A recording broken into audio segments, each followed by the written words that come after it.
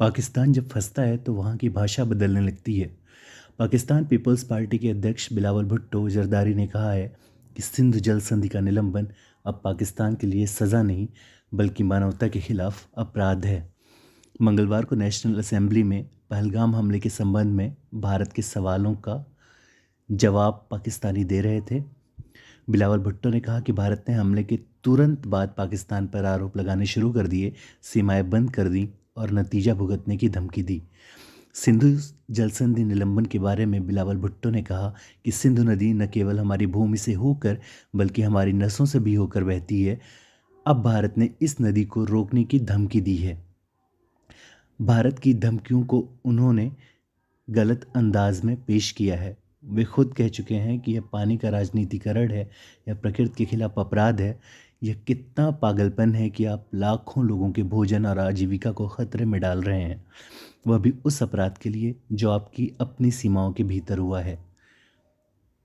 पहलगाम हमले के बाद 23 अप्रैल को प्रधानमंत्री नरेंद्र मोदी की अध्यक्षता में सुरक्षा मामलों की कैबिनेट समिति की बैठक हुई थी, जिसके बाद यह तय किया गया कि सिंधु जल समझौते को रद्द किया जाए। भारत ने अटारी बॉर्डर भी बंद कर दिया है। सिंधु जल संधि को निलंबित किए जाने का फैसला तब तक लागू रहेगा जब तक पाकिस्तान विश्वसनीय ढंग से सीमा पार के आतंक को काबू में करने की कोशिश नहीं करता है। जम्मू के रामबन में चिनाब नदी पर बने बगलिहार बांध के सारे फाटक बंद नजर आ रहे हैं। पाकिस्तान में सूखे की स्थिति आ सकती है अगर भारत इसे लंबे समय तक कायम रखे।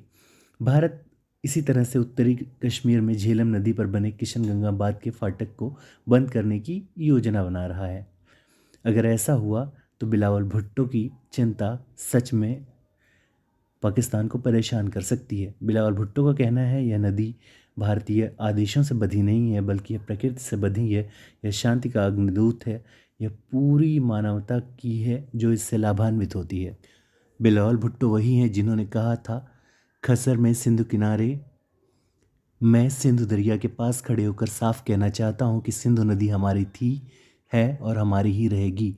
या तो इस नदी से हमारा पानी बहेगा या फिर उसका खून जो हमारी हिस्सेदारी छीनना चाहता है।